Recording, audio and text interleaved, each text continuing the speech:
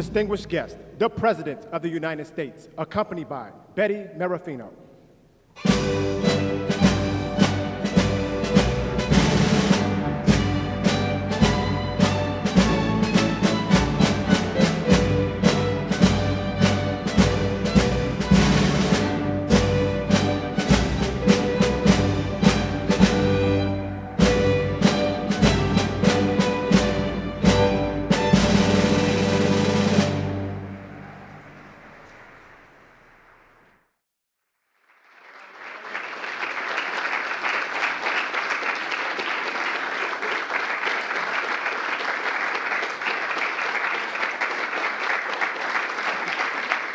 Thank you.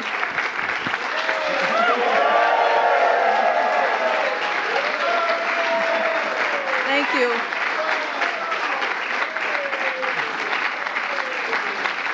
Thank you, everybody. Please sit. This is such an honor to be here, I have to tell you. My first trip to the White House. It's just wonderful.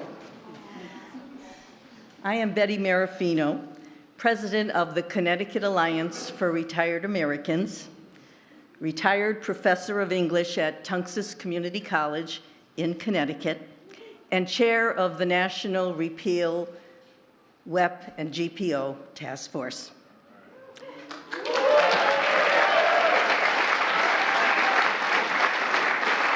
Thank you. And quite a few of our task force members are here today.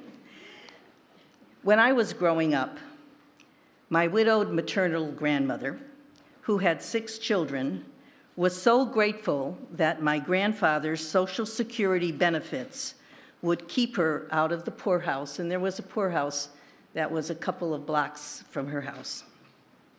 As a teenager, I often accompanied my grandmother on Saturdays when she brought her homemade bread to the poorhouse.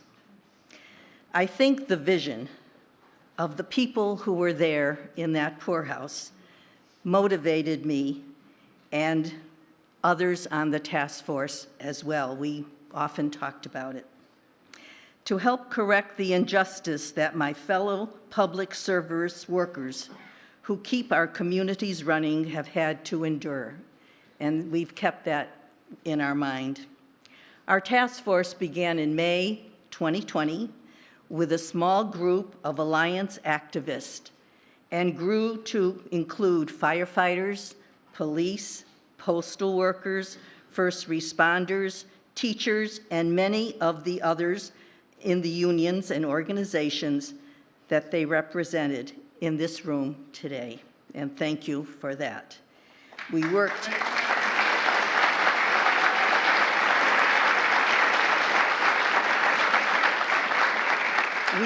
to secure a repeal petition of over 110,000 signatures, and we included activists from Maine to Alaska.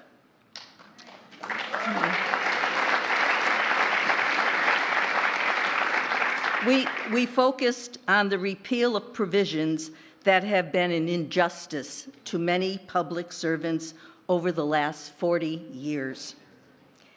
Our DC rallies, we had 2 of them, our summit, our webinars, and traversing the halls of Congress led us to a resounding bipartisan victory in both houses.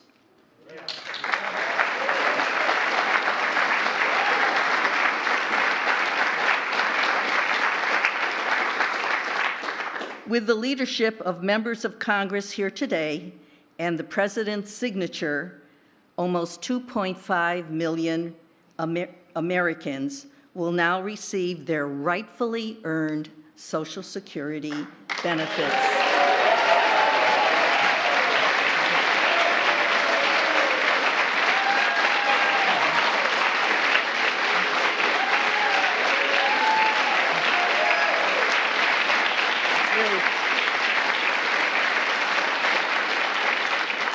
I want to thank them all, and on behalf of the task force, from the bottom of my heart. Thank you so much for that. And especially the person I am honored to introduce today. Now it is my immense gratitude that I introduce the President who has done more for American seniors really than any other president. And thank you so much, Mr. President Joe Biden. Thank you so much.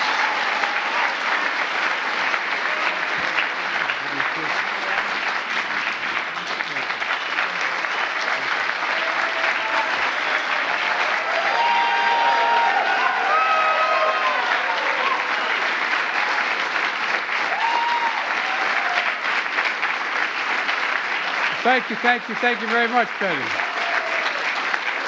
Thank you. I know in about 20 years I'll become a senior. It's hell turning 40, you know.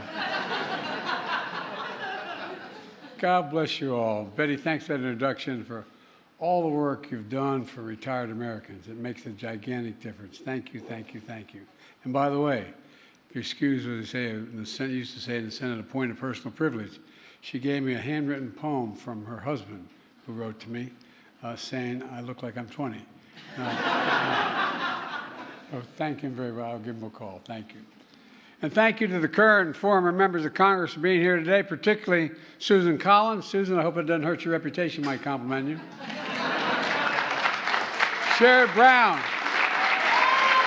Get up.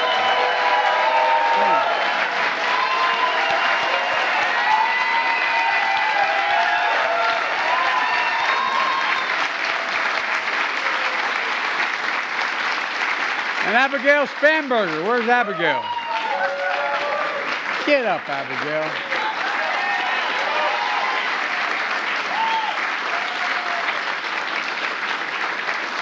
I also want to thank Leader Schumer and Representative Garrett Graves. Schumer's not here, is he? All right.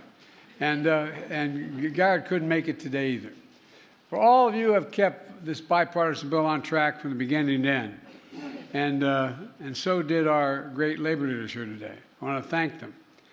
You know, my dad taught me, and I mean this, my friends are tired of hearing me saying this, a job is a lot more than a paycheck. It's about your dignity. It's about respect. It's about your place in the community. It's about being able to look your kid in the eye and say, honey, it's going to be okay, and know there's a real prospect that that's going to happen. The bill I'm signing today is about a simple proposition. Americans who have worked hard all their lives to earn an honest living should be able to retire with economic security and dignity. That's the entire purpose of the Social Security system crafted by Franklin Delano Roosevelt nearly 90 years ago. Social Security is the bedrock of financial security for retirees and survivors, and for millions of Americans with disabilities. But we've all heard the stories like the one that Betty shared today. Public sector employees, teachers, nurses, maintenance workers, and more. Many working second jobs beyond their public service, often just because they needed to make ends meet. The law that existed denied millions of Americans access to the full Social Security benefits they earn by thousands of dollars a year. That denial of benefits also applied to surviving spouses of public service employees. Benefits cut that cost them security and a little bit of dignity as well. Joining us today, Alicio, a 17-year-old from Texas. Where's Alicio? Come here.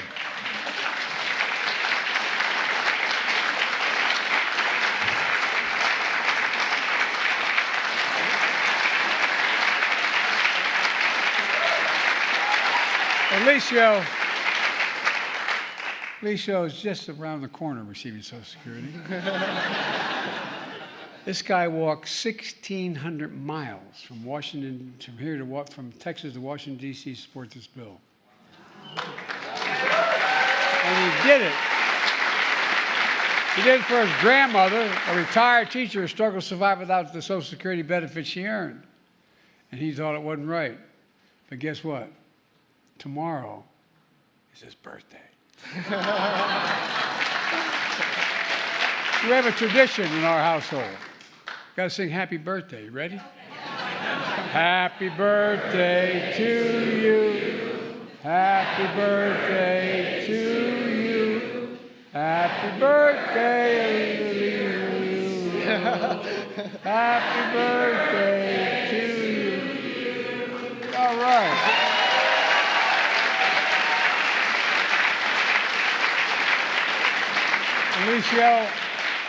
I and others here have one request. Yes. When you're president and they say Joe Biden's in the outer office, promise you won't say Joe who. Thank you, pal. You did good. Your mom, grandmama was proud. Thank you. Go ahead.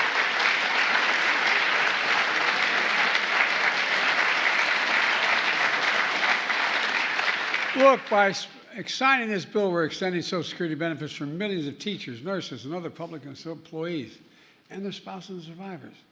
That means an estimated average of $360 per month increase. That's a big deal in middle-class households like the one I grew up in, many of you did, and for millions of Americans going forward. That's not all. Over 2.5 million Americans are going to receive a lump sum payment of thousands of dollars to make up for the shortfall in the benefits they should have gotten in 2024. It's going to be a big deal.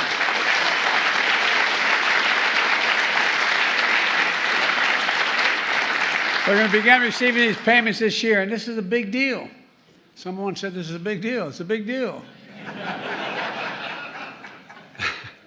As the first president in more than 20 years to expand Social Security benefits, this victory is a culmination of a four-year fight to provide security for workers who dedicate their lives to their communities. And I'm proud to have played a small part in this fight and get to sign it. And thanks to Sherrod Brown and Richie Neal. Richie.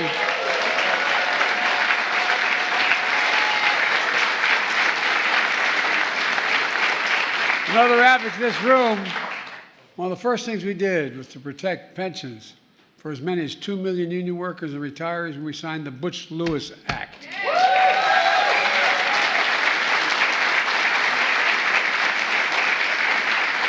It's the most significant action to protect union pensions in 50 years. The Butch-Lewis Act helped them retire with dignity.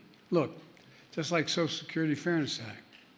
What I'm about to sign, what I'm signing today, when I came to office, I promised I'd always protect Social Security, Medicare, and Medicaid. Never thought anybody'd have to make that promise to protect it, but we had to make that promise. We still do. I said repeatedly that if anyone tried to cut these programs, I'd stop them. And that's the promise we've kept. Even in the face of proposals to cut and weaken these programs that millions of Americans count on, I know there's a lot more work to do, by the way, to improve and expand benefits, including those who most are in need, to protect Social Security for long term, and finally asking the wealthiest Americans to begin to pay their fair share so it's able to be maintained, and so much more. Folks, we could not have done this alone. To the people in this room and the people around the country who did the work, who kept the faith, thank you, thank you, thank you. Our economy today is the strongest economy in the world. We got more to do, but it's the strongest economy in the world because we have the best workers in the world. We have the best workers. We do.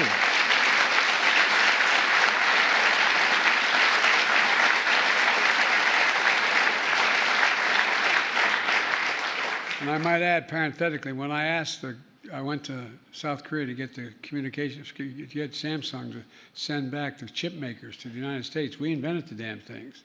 We used to have 40% of the market. And he said yes, and I finally said, why? He said, God's truth.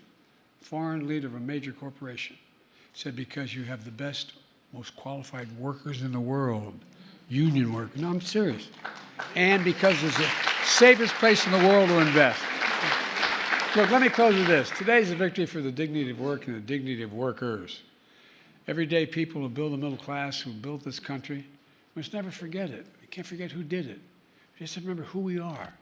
For God's sake, we're the United States of America. The United States, there's nothing beyond our capacity. We set our mind to it, and we do it together. So God bless you all. May God protect our troops. And now let's sign this bill.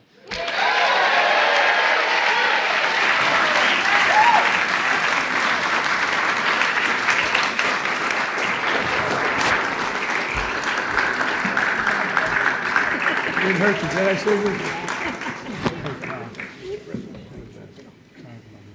This, Butch-Lewis, and so much else. Thank you.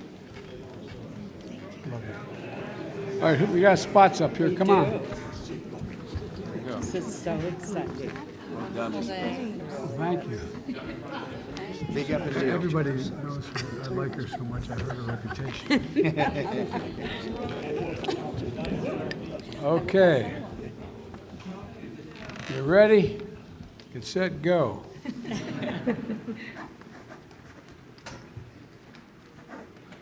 All right.